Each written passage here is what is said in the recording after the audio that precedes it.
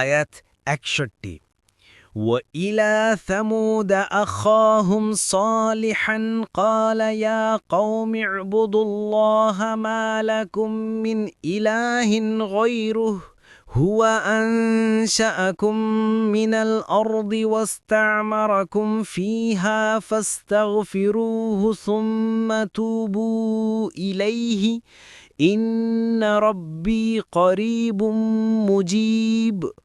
অনুবাদ: আর আমি সামুদ জাতির কাছে তাদের ভাই সালেহকে পাঠিয়েছিলাম। তিনি বলেছিলেন, হে আমার সম্প্রদায়, তোমরা আল্লাহের ইবাদত করো, তিনি ছাড়া তোমাদের অন্য কোনো সত্য ইলাহ নেই। তিনি তোমাদেরকে মাটি থেকে সৃষ্টি করেছেন ও তাতে তোমাদেরকে বসবাস করিয়েছেন। কাজী তোমরা তার কাছে ক্ষমা প্রার্থনা করো আর তার দিকেই ফিরে আসো। নিশ্চয় আমার রব খুব কাছেই, ডাকে সাড়া প্রদানকারী। তাফসির ১ নং ফুটনোটের বিবরণ। ৬১ থেকে ৬৮ পর্যন্ত ৮ আয়াতে সালেহ আলাইহিসসালামের কাহিনী বর্ণিত হয়েছে, যিনি আদ জাতির দ্বিতীয় শাখা কওমে সামুদের প্রতি প্রেরিত হয়েছিলেন। তিনি তার কওমকে সর্বপ্রথম তাওহীদের দাওয়াত দিলেন। দেশবাসী তা প্রত্যাখ্যান করে বলল, এ পাহাড়ের প্রস্তরখণ্ড থেকে আমাদের সম্মুখে আপনি যদি একটি উষ্ট্রি বের করে দেখাতে পারেন, তাহলে আমরা আপনাকে সত্য নবী বলে মানতে রাজি আছি।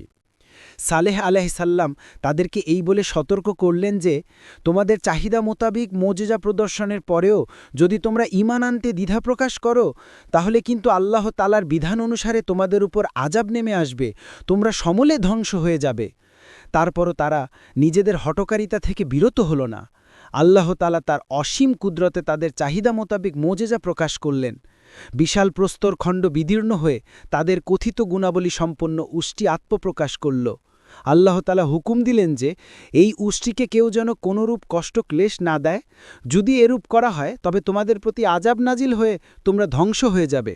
কিন্তু তারা নিষেধাজ্ঞা অমান্য করল, উষ্ট্রিকে হত্যা করল। তখন আল্লাহ তাআলা তাদেরকে কঠোরভাবে পাকড়াও করলেন। সালেহ আলাইহিসসালাম ও তার সঙ্গী ঈমানদারগণ নিরাপদে রক্ষা পেলেন। অন্য সবাই এক ভয়াবহ গর্জনে ধ্বংস হল। ২ নং ফুটনোটের বিবরণ। প্রথম বাক্যাংশে যে দাবি করা হয়েছিল যে আল্লাহ ছাড়া তোমাদের আর কোনো প্রকৃত ইলাহ নেই, এটি হচ্ছে সেই দাবির সপক্ষে যুক্তি। মুশরিকরা নিজেরাই স্বীকার করত যে আল্লাহই তাদের স্রষ্টা।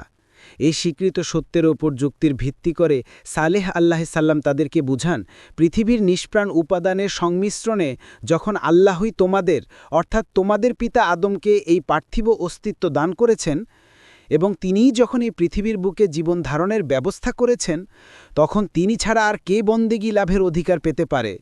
সুতরাং তোমরা একমাত্র তারই ইবাদত করো, তার সাথে কাউকে শরিক করো না। ৩ নং ফুটনোটের বিবরণ।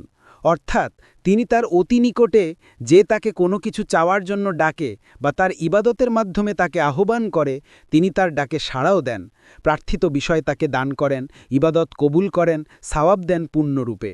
এখানে জানা আবশ্যক যে আল্লাহর নৈকট্য ২ ধরনের, এক হল ব্যাপক, ২ হল বিশেষ। ব্যাপক নৈকট্য হচ্ছে তিনি তার জ্ঞানে সবার নিকটে, সমস্ত সৃষ্টি জগৎ সেই হিসেবে তার নিকটে। আর এটাই আল্লাহ তাআলা অন্যত্র বলেছেন, আর আমরা তার গ্রীবা স্বস্থিত ধমনীর চেয়েও নিকটতর।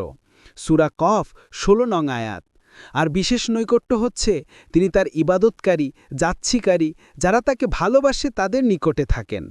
আর এই নৈকট্য সম্পর্কে অন্যত্র এসেছে, আর সিজদা করুন এবং আমার নিকটবর্তী হন।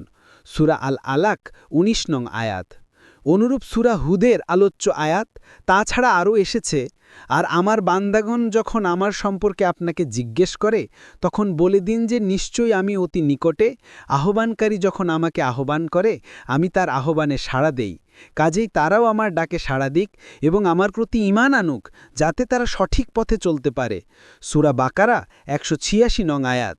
এ ধরনের নৈকট্য এমন যে আল্লাহর বিশেষ দয়া, দোয়া কবুল হওয়া, উদ্দেশ্য হাসিল হওয়া এর মাধ্যমেই হয়ে থাকে। এজন্যই এই আয়াতের শেষে মুজিব শব্দটি যোগ করা হয়েছে। সাদি এবং ইবনে তাইমিয়া মাজমু ফাতওয়ায়ের ৫৩৯ নং সাফা।